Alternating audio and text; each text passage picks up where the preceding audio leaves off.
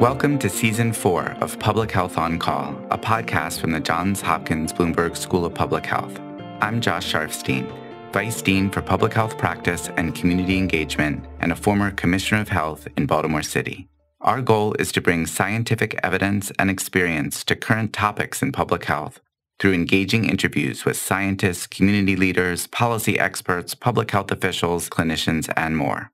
If you have ideas or questions for us to cover, please email us at publichealthquestion@jhu.edu. That's publichealthquestion@jhu.edu for future podcast episodes. Today, our subject is nursing homes. I speak with Harvard professor David Grabowski, who is worried about worker shortages in the setting of low wages, a tight labor market, and vaccine requirements. Let's listen. David Grabowski, thank you so much for coming back to Public Health on Call to talk to us about nursing homes and long-term care. I remember your earlier podcast of just about the devastation that the pandemic was causing and the need to rethink how we provide care for people at the end of life in the United States. So today, the big story right now, I think, with nursing homes at least, are vaccines. How's that going?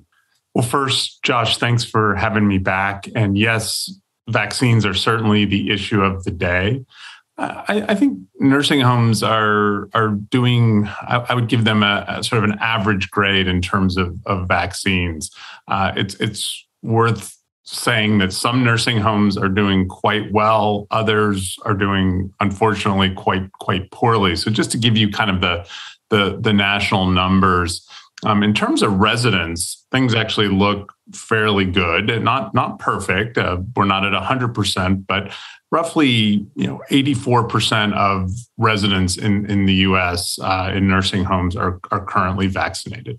I think that's pretty good. Obviously, better than the general population.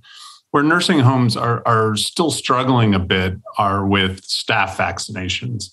So currently about 64% of staff nationally are vaccinated, but quite a bit of variability across states, with some states here in New England, for example, and the Northeast more broadly, having quite high rates. And then there's states in the Southeast with relatively low rates of staff vaccination rates. Even within states, however, there's quite a bit of variability where we just published a paper recently in JAMA Internal Medicine suggesting better quality nursing homes have higher staff vaccination rates. Nursing homes that have staff that they retain longer, less turnover of their staff, have higher vaccination rates. Nursing homes located in counties that voted Democrat versus Republican, more likely to have higher staff vaccination rates. So there are some cultural factors. There are some attributes about the facilities. Nonprofit facilities have higher vaccination rates than for-profit. So there are some variables here, and all of that to suggest maybe mandates are one way that can really help level the playing field here across all nursing homes. Well, that's exactly where I was going to go. What is the status of mandates for workers at nursing homes, for example, and including the potential federal requirement? Yeah, so mandates happening at both the federal and state level. So we'll start maybe at the state level. There are a handful of states that are requiring vaccinations for all healthcare workers. In some states, it's more targeted towards nursing home workers. But these mandates are a step in the right direction. But as most of your listeners can probably guess, it's not a random selection of states that have chosen to go down this path in terms of mandating vaccinations for healthcare workers. Massachusetts, where I live, is one of these states. California, Connecticut. It's a set of states that generally have higher rates already. We're not seeing a lot of the states that kind of rank towards the bottom in staff vaccination rates going down this path yet. On the other side, and as you alluded to, Josh, there's also this federal mandate. And the federal government took a different approach they have mandated that as a condition of participation in Medicare and Medicaid, all workers, and I'm saying all because we don't quite know yet how this is going to look, but in theory, all workers would have to be vaccinated as a condition of participation. The rules may vary somewhat there, and it could be that it's more staggered, that you have a penalty if only 80% of your staff are vaccinated, a bigger penalty if 60%. So we don't quite know what the rules are going to look like, but in theory, all nursing homes will, and other healthcare providers that accept Medicare or Medicaid will have to have workers vaccinated in order to receive reimbursement. And we're still waiting on the specifics of what that looks like. And I mean, that's a big number of nursing homes, isn't it? Yes, absolutely. That's basically all 16,000 nursing homes in the country. There are very few that operate without Medicare and Medicaid. It's just a handful where we might see workers leave. So they're not going to be able to leave the nursing home sector. Obviously, they can't go to hospitals or physician offices. All of these providers accept Medicare or Medicaid. Where things get a little dicier is in the long-term care space. About 10% of care nationally in assisted living facilities is paid for by Medicaid. So there are some assisted living facilities that are private pay only. There's a lot of home care that's out there that's private duty that doesn't accept Medicare or Medicaid. So there may be some places where these workers can go. And the other place I wanted to point towards, a lot of the workers in nursing homes are not RNs or registered nurses or licensed practical nurses. They're certified nurse aides. They make close to minimum wage. That very few of them have benefits. A lot of these workers kind of move in and out of long-term care. So they'll go to retail, they'll go to restaurants. A lot of those sectors don't have mandates in place the same way that healthcare does. And so a lot of the concern right now in nursing homes is about staffing shortages and where these staff actually will go if they choose to leave nursing homes, if they choose not to get vaccinated. Yeah, I mean, that's what I've heard from people in the nursing home industry, which is that, of course, they understand vaccination is the right thing, but they're terrified that people will leave. And is there evidence for that now? We've been watching hospitals over the last few weeks here, and the fears that hospitals will be shutting down without vaccinated staff have largely not come to pass, I would say. But it's a different workforce for nursing homes. How realistic do you think those fears are? It's an absolutely different workforce where hospitals are largely staffed by physicians and RNs and LPNs. Nursing homes, very few physicians and RNs and LPNs, largely these CNAs. I think the fear is real, and it's going to vary quite a bit across nursing homes. There was a really nice study published, a case study of a Philadelphia nursing home that had staff vaccination rate below 50%. They put a mandate in place. The majority of their staff went ahead and got vaccinated. I think it was 7% of the staff chose to leave the facility rather than get vaccinated.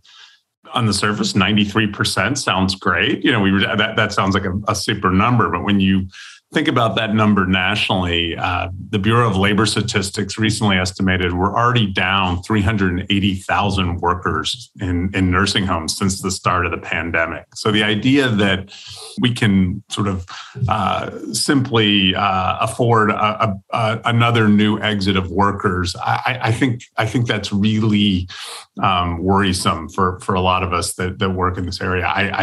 I don't think this big exit of staff that nursing homes are going to be able to manage that. I think it's going to put patient and resident care at risk here. Now, one of the compensatory mechanisms could be paying people more, right? I mean, one of the reasons there's such a marginal employee population is that, as you said, they may be making minimum wage or a little bit more. Not really seeing that much of an opportunity for advancement, with the labor market generally pretty tight, and the need to keep people on their jobs.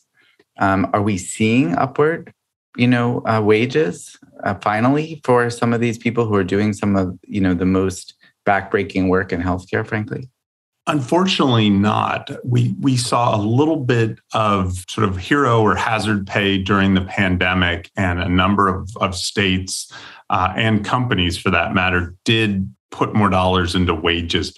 That hasn't generally persisted. And so it's a little bit of a kind of a riddle here. Wait a second, if you want to hold on to your staff, why don't you just, as a nursing home, raise wages? And I do think there's some nursing homes that have not put all of their kind of reimbursements back into wages. There are some bad actors out there. We all know that. But I think the bigger problem is that Medicaid is the dominant payer of nursing home services in the country. Medicaid does not reimburse a rate that's commensurate with the cost of care. And so for facilities, especially those caring for predominantly Medicaid residents, it's really hard to you can't pass this through. If Starbucks wants to retain their workers, they can raise the price of coffee.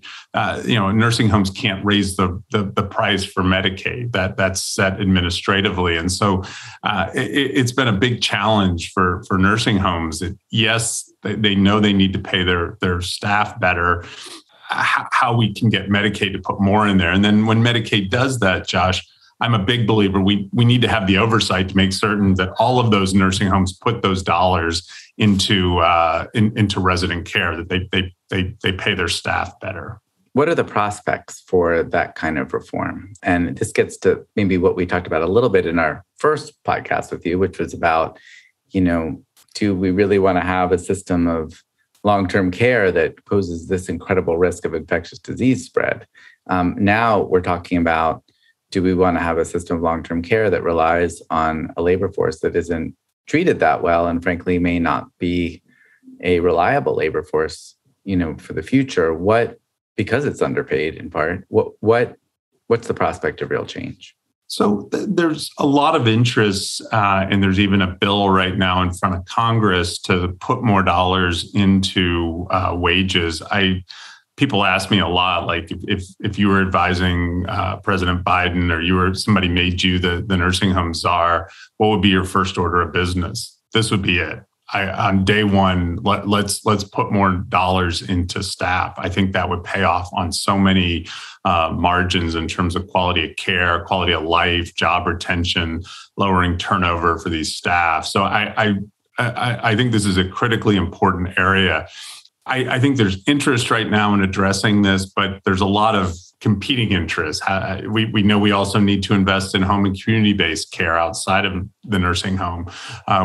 We know we want to kind of encourage innovation in terms of smaller home nursing homes. So there's other areas, but I think step one has to be investing in the staff. I think many policymakers appreciate the importance of that investment, but I still think the prospects, unfortunately, are somewhat remote that we see action in the short term. But I hope we continue to sort of make this case, because it's really where policymakers should be focusing on the majority of their attention right now. It may take a crisis. Absolutely. And some might argue, Josh, we're in a crisis. When you look at the numbers, and if nothing else, with this vaccine mandate, staff leaving, I think that's might be one of the outgrowths here that, hey, we have so many nursing homes struggling to find staff. Let's look at some of the root causes. It's not just a vaccine mandate. It's the fact that, as you said, a lot of these staff are poorly paid. They don't have benefits. They're not treated very well. The culture in a lot of these facilities isn't great. Let's pay them better. Let's value them. Let's actually build a better workforce. David Grabowski, thanks so much for coming back today. Yeah, thank you, Josh. Public Health On Call is produced by Josh Sharfstein, Lindsay Smith-Rogers, and Stephanie Desmond. Audio production by Spencer Greer, Niall Owen McCusker, and Matthew Martin, with support from Chip Hickey.